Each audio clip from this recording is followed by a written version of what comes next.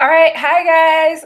This is Maisha Williamson with Young Professionals for Christ, and I am doing a series on Christian entrepreneurs. And we're very, very lucky to have one of our own members. So this is Jeremy Joyce of Black People Eats. Yeah. It has really taken off in the last couple of months, but I'm going to have him tell you a little bit more about who he is and what he does. Yes. Hold on one second. I'm just going live too for all the people. But yeah, so guys, my name is Jeremy Joyce. I've been a member of the Young Professionals for Christ for about a few months. I think since December, November. But yeah, so I'm just a member. It's been a great program. Just been in it, meeting some great people. Maisha's one of them. Sharice, Brittany, a lot of great people. And since my time in Young Professionals of Christ, I just had started Black People Eats. So they knew me when I had like 8 followers, And it's just interesting, like now things have grown. We were just talking. I think the last time I did a talk for them, I had about like 100 or 200, but now I'm at 4,200. But like God's been doing some crazy, amazing things. And it's just exciting. So no, Black People Eats is a food review company where we do food reviews, Black-owned restaurants around the world. It's not just limited to one city. And our goal is to promote Black-owned restaurants, to get them a seat at the table, to make sure that no matter what we do, that they are being promoted just as much as other cultures. So I just started that. I know we're going to talk a little bit more. We got some other questions and that's going to dive into it, but just know that Black People Eats has just been an amazing thing, and it is something that God has pushed me through to carry forward to the world. Awesome, awesome, awesome. Now you have a day job, of course. So this is your, a side project or business you've taken off. So can you tell us more about your day job and what you do? Yes. So on a day-to-day basis, I just got my degree in finance and management. So on a day-to-day basis, I work with money in a private investment firm where I do like day-to-day operational stuff, moving cash, moving trades, currencies, all the boring stuff that we don't like growing up, that we don't like people talking about. Those are things that I do. And it's pretty cool. I really like money, and I really like to teach people about money, to teach people about budget. Because, in the Black culture, we don't keep our dollar. I was just looking at an article the other day. Compared to other cultures, the Blacks retains 8 cents of a dollar. So when you look at the wealth gap and how the fact that there is a lack of a Black presence in how we control our money and how we spend our wealth. So that's one of the things I was frustrated as growing as a kid. So I was like, you know what, I'm gonna get my degree in money so I can help understand it, in finance, so I can help understand the components of money, why money is, what money does, and how it can impact our culture, our lives. And from there, teach people a little bit about money. So that's kind of what I do on like the day to day. But the way Black People Eats is going, I probably will be gone in not too long. Okay, awesome, awesome. So what made you start Black People Eats? I think you touched on it a little bit more, but what inspired you? So for me, and for everybody that's tuning in live on Instagram, this is Maisha from Young Professionals for Christ. We are doing a live YouTube feed, and to show all of my supporters who I love so much, we're gonna have you go live with the YouTube. So that's what you're gonna hear interviewing me and coordinating with me this topic. So Black People Eats was started through frustration. I was recording myself when I first started doing food blog on my personal Instagram page, and I noticed no bloggers would never repost my restaurant, my videos and my pictures, and I always wonder why. And I started to notice that those bloggers would be of other ethnicities and races. So I said to myself, they really don't promote Black-owned restaurants. They really don't promote us. So why don't I start a page to do it? And I was like hesitating the idea, and one of my good friends at the time really strongly encouraged me to do it. I remember having an idea and the thought, and I rejected it because I said, I don't need to do it. I keep it on my personal page. But I made a goal and said that in order for me to track what I do for the Black culture, I'm going to create a separate page. So I was thinking of a unique name. Something came to me and said Black People Eats. So at first I was like, maybe I'm not going to go with this name, maybe not, because I was just frustrated that they didn't, because frustration is the mother of all inventions. Once you're frustrated about something, If you're frustrated, other people are frustrated. So that problem, eventually, if you work at it, you will create a solution. Once you create that solution, you're gonna skyrocket from there. So for me, it was just knowing that I was frustrated about it. So I created the name. I was gonna change my name in evident that I work with other cultures. And the day I changed my name was the same day Peaches on 47th Street in Chicago, Illinois reposted my video that I did for the hangover wings. When that happened, I changed my name back because I didn't want people to click on there and not find me. So once I realized that and I seen the potential in that, I made a goal. I want to at least get one restaurant to repost my video. I want to get one restaurant to sponsor Black People Eat to let us do a food review. I want to get paid once. And since then, I know last time we talked about that, but since then, things have just been growing crazy than I could fathom. So when you look at, how God plays a vital role in your purpose and in your vision, in your business, God was a center, God is a key, God is a glue for me and my business. So that's the reason why. And I'm telling you, like, it's just been crazy. So that's why I started Black People Eats.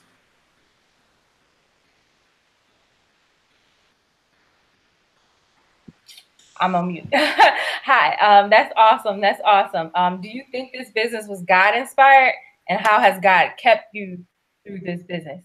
Yes, it was definitely God inspired because, my prayer was, God, if this business is for me, if this is what you telling me to do, then that's what I want you to do. One thing, I want you to send me the resources, send me the people, and give me the know-how. So as I move forward, I can execute effectively. So I prayed that, and that same week, one of my great friends called me, and was like, God told me to serve you. How can I help? And 2 days later, I was talking to one of my friends, and she was an auditor for the IRS.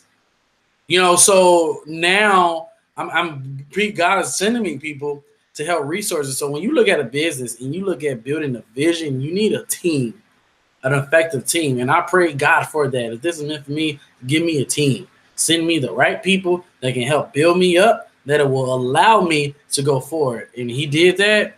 And when I tell you, since then, things have just been implemented. And even when you look at food and how food plays a critical role to bring people at the table. So let's look at it a step forward. The last thing Jesus did before he died was ate. And when he ate, he gave his greatest message. When we eat at the table, we're vulnerable because our ears are open and our mouth are closed. So we're naturally in a vulnerable state when we eat. That's why couples go on dates, because when you go on dates, one person is vulnerable while the other person is talking. The other person is vulnerable while the other person is talking. At the table, that's when you learn people. At the table, that's how you create unity. At the table, that's how you bring culture and people together. So it's a divine connection, and how food plays a vital role in getting everybody at the table.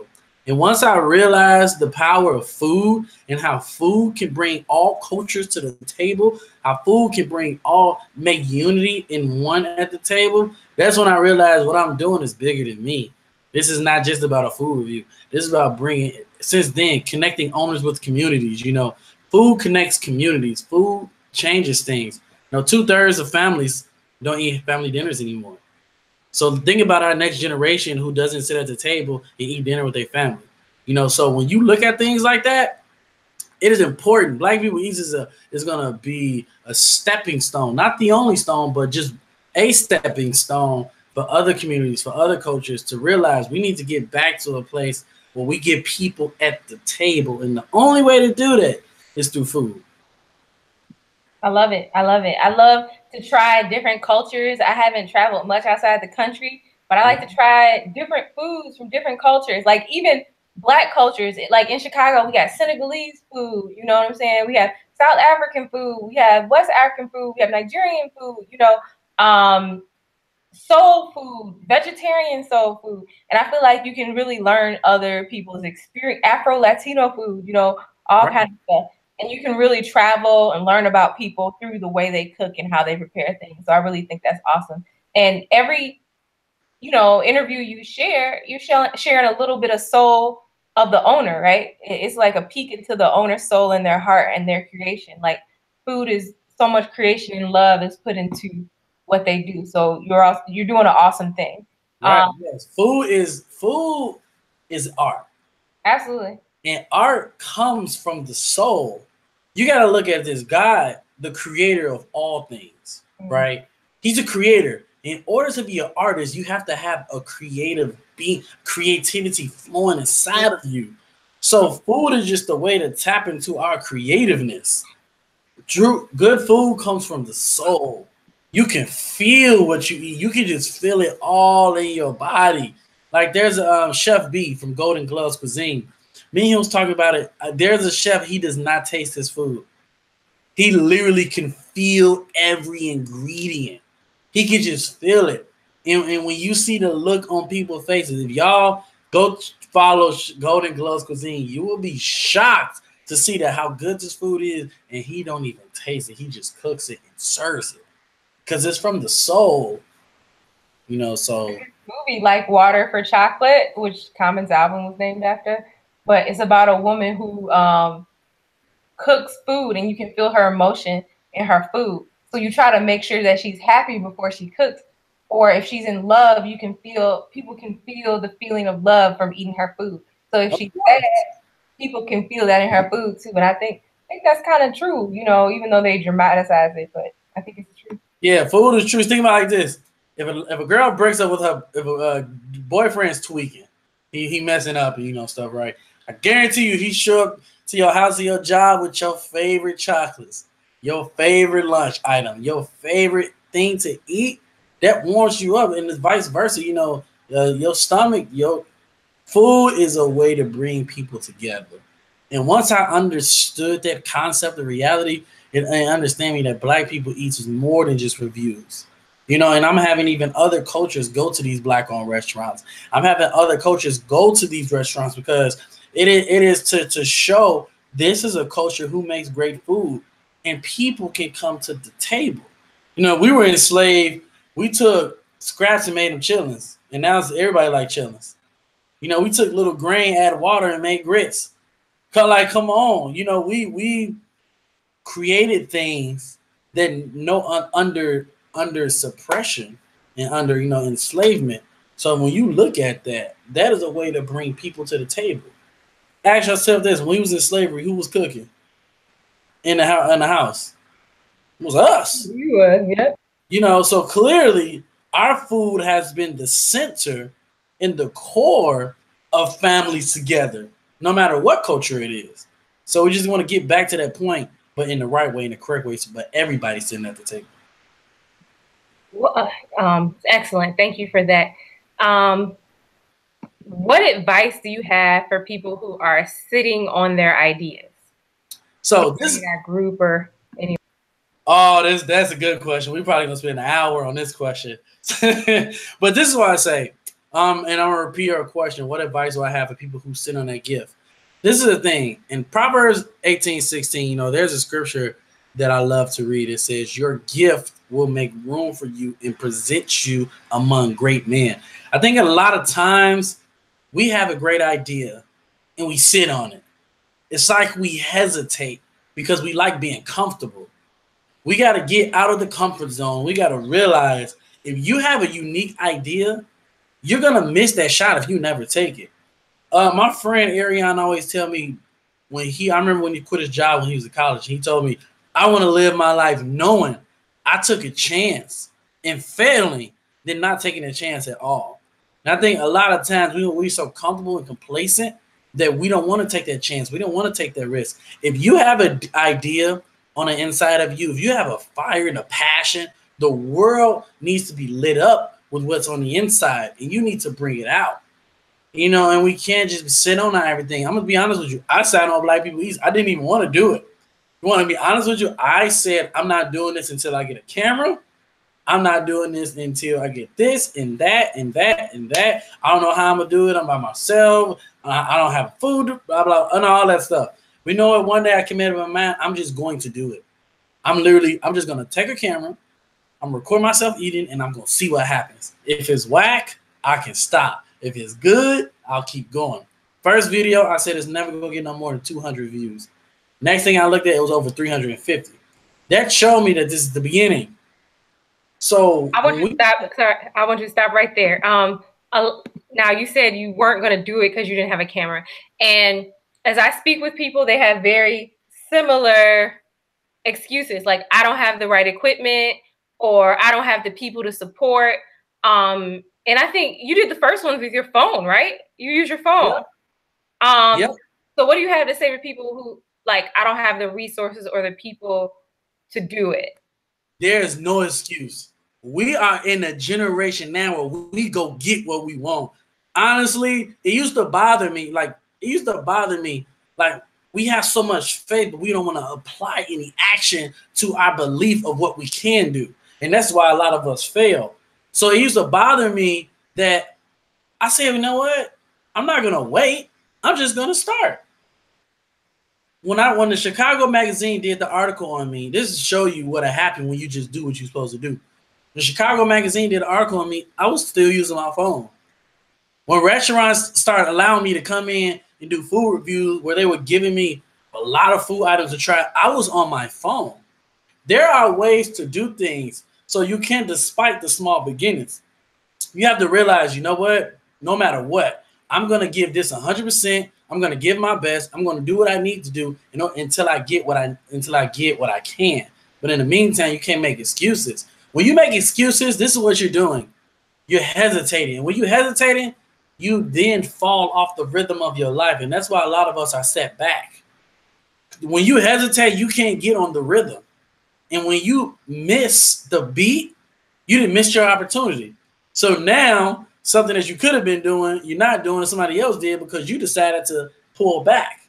So I think as creators and as creative beings created from a creator, we have to flow into our purpose. We have to flow into our gift. And that's why Black People Eats is here, because I know me starting this business is to help other people and inspire other people to do business. Because there are people who watching this now that's going to say, like, you know what? I want to be a videographer, but I don't have that Mark III camera, so I can't do it. But it's not about that. We got to wake up and realize if we want to be great, if we want to do what God is calling us to do, then we need to step up, stop making excuses, and execute. Period. Execute. Absolutely. There's a lot in that. We can't despise small beginnings. Everybody started out somewhere. You know, all these people we look up to, like, where do we think they started? You know, as a teacher of the word, you know, I might look up to T.D. Jakes, Heather Lindsay, things like that. But they started, you know, with 2 people, you know, talking to 2 people, 3 people. And you just have to keep going and do what God tells you to do, and things will flow. And then also you have to start with the portion that God gave you, right? The parable of the talents is a popular passage that we go to. One guy had 3 talents, one guy had 2, and the other guy had 1. Now, the guy that had 2 talents, he didn't look at that the other guy had 3 talents and make that, you know, that prevent him from doing what the master told him to do.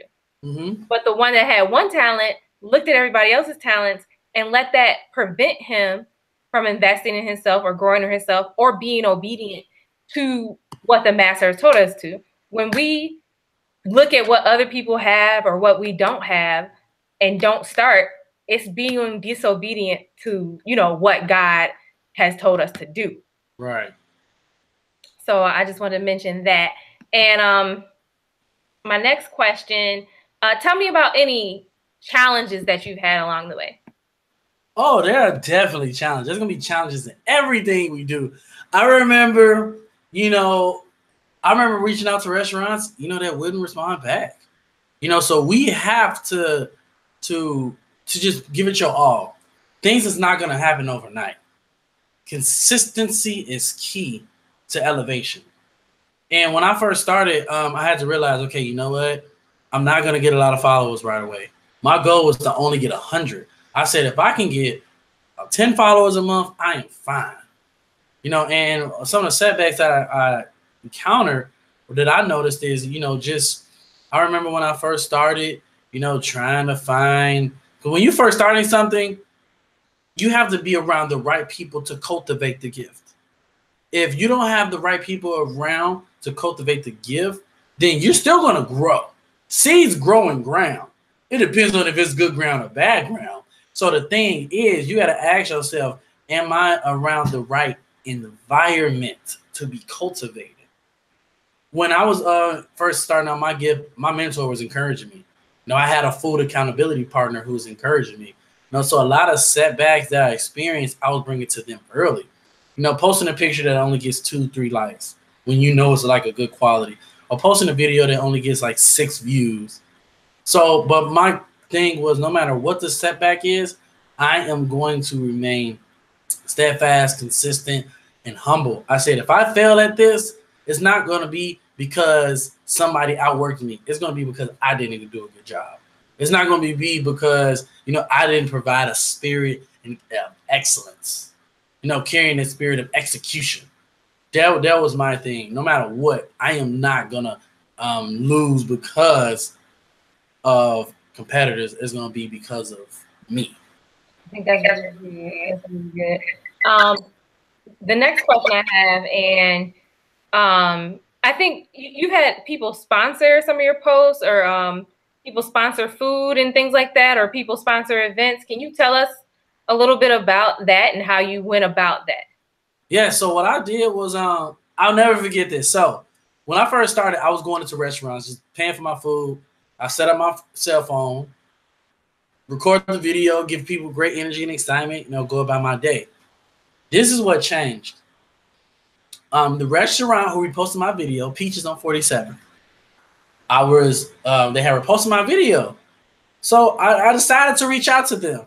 And I said, hey, thank you for reposting my video. If you ever need, and I prayed, as I typed the message, before I sent it, I said, God, if it was meant for me to continue to go forward, let them give me a good response back. I said, hey, if you need any assistance in doing food videos, you want me to come in and do a food review, I would love to come in and do if you guys want to provide a sample. They said, we loved your videos. We love the work that you did. And because of that, we're going to make you custom a month. Here's a gift certificate to do some more stuff.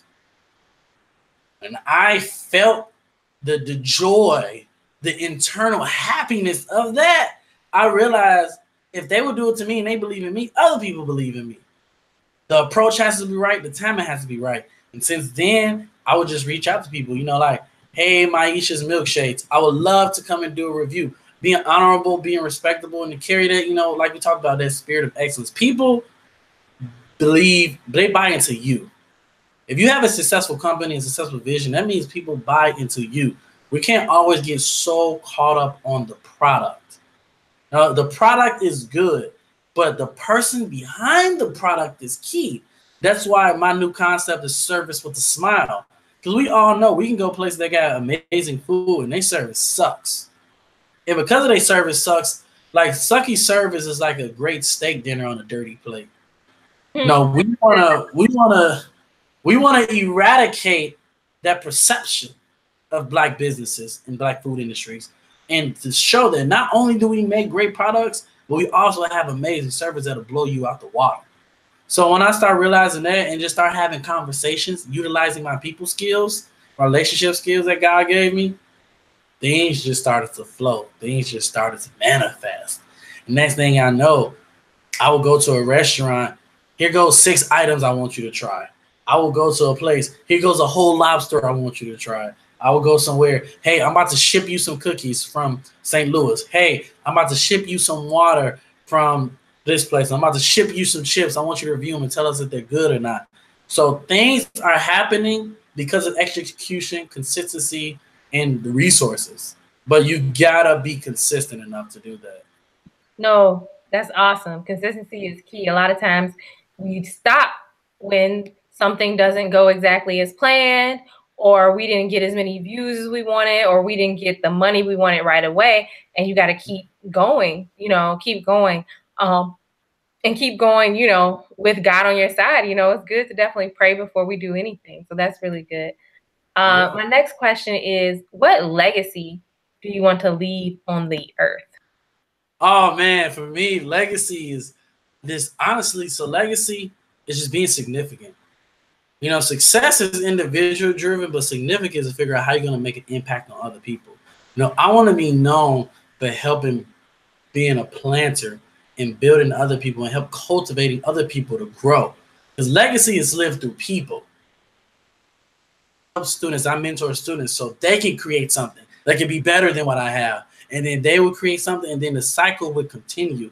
So for Black People Eats, the legacy is getting Black-owned restaurants, food, caterers, chefs, cooks, all of anybody in the food industry.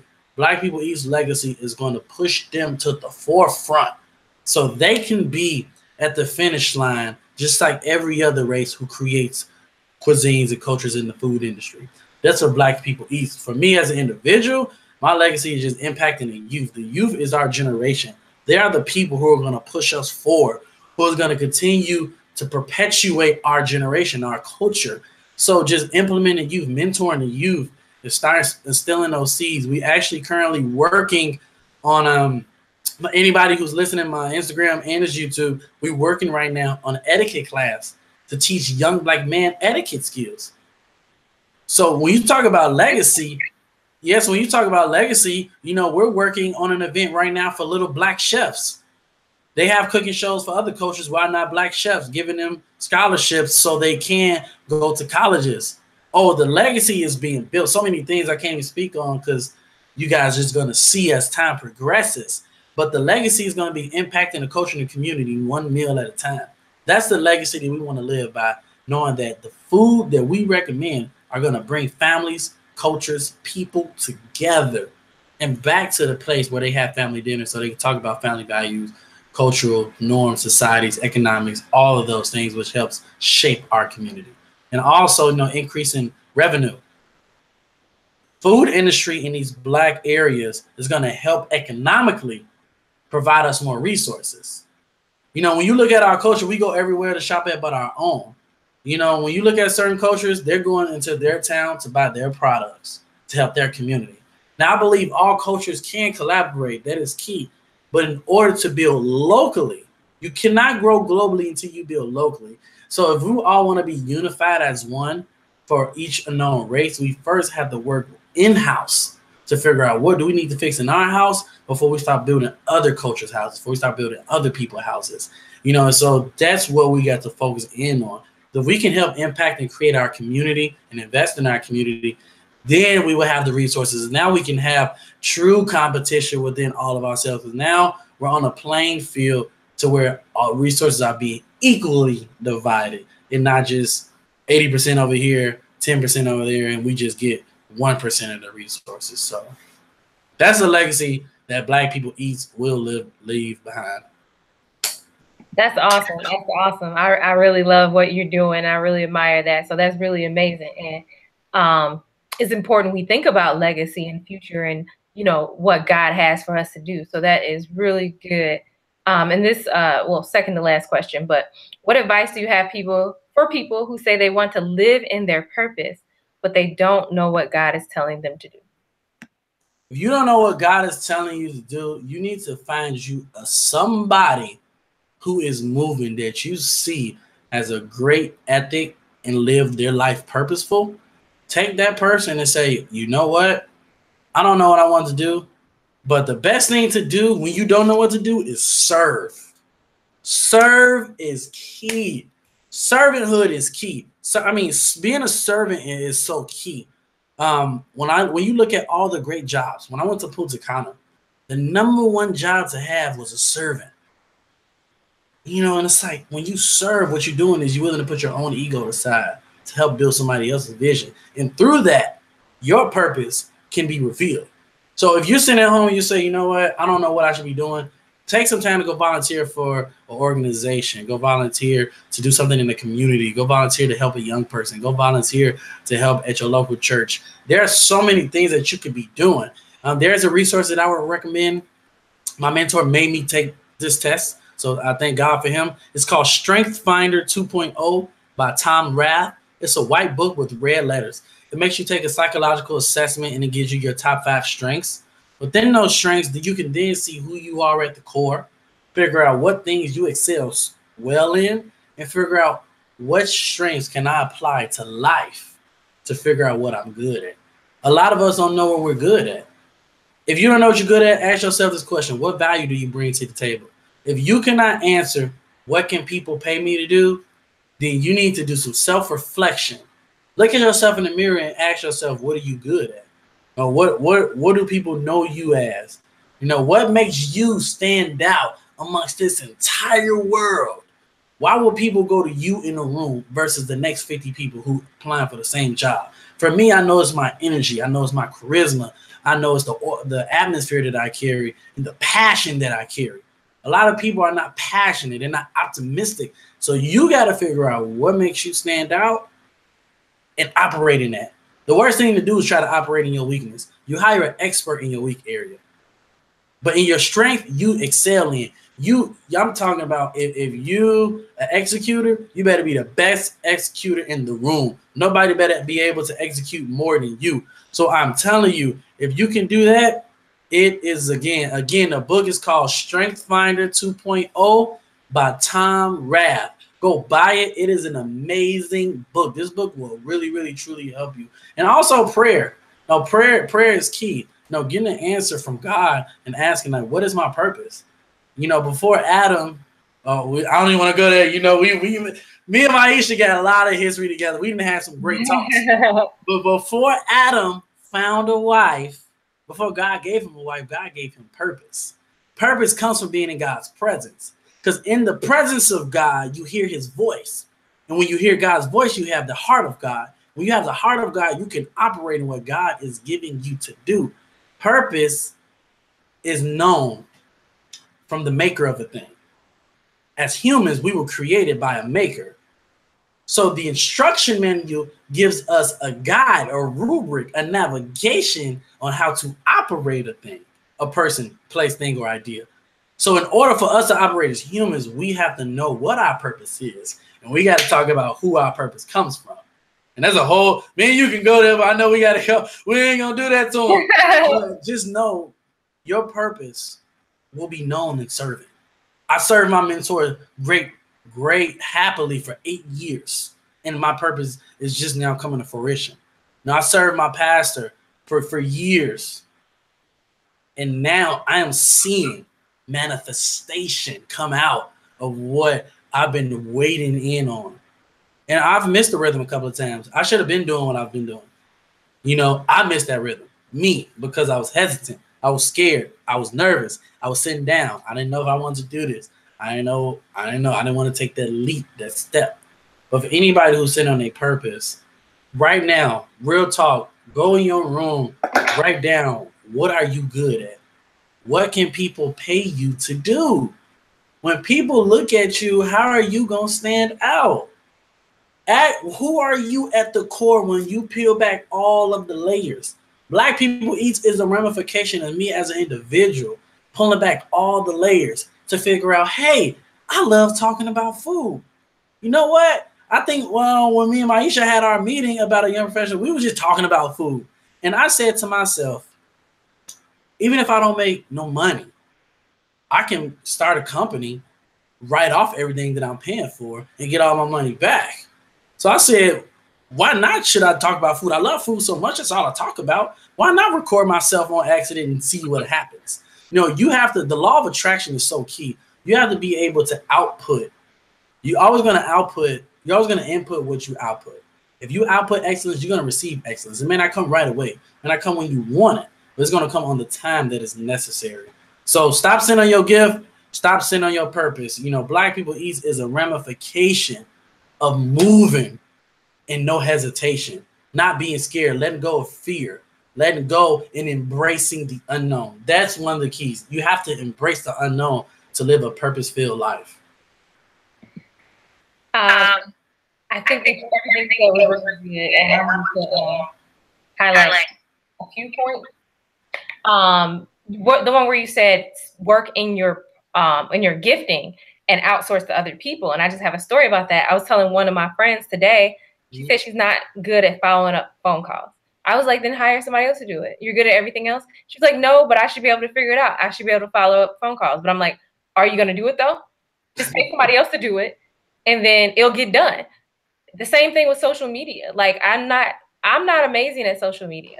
And so I hired somebody else to do my social media and my newsletters, and my productivity and my income skyrocketed. And one month I was like, oh, I'm not going to hire her this month because I'm going to save some money. And my income and my productivity went down because I'm giving something that I'm not good at to someone else who's a master at it, who does it for their full-time job. And that gets done. And I'm able to operate in my gifting, which is producing content, and that they push that out for me, right? So I think that's very good. A lot of people say work on your weaknesses, but yeah, I think if you work on your strengths, it'll push out your weaknesses. So I think right. I mean, let's look at it like this, right? If you're going on a date, if you take somebody on a date and you know that you're good at planning and your boyfriend or girlfriend is bad at planning, why would you give them an activity to plan when they're poor at it? So at that point, what you're saying is if this person's failed, there better not be any frustration coming from that. That's why it's important to know what you're good at. You know, you got to know, I'm good at reviews. I love it. It's fun, food, all that. You got to, if you're good at that, are you good at taking pictures? Are you good at recording? No, are you good at setting up the meeting? You may not be gifted in all that. So what you have to do is you have to find someone to merge.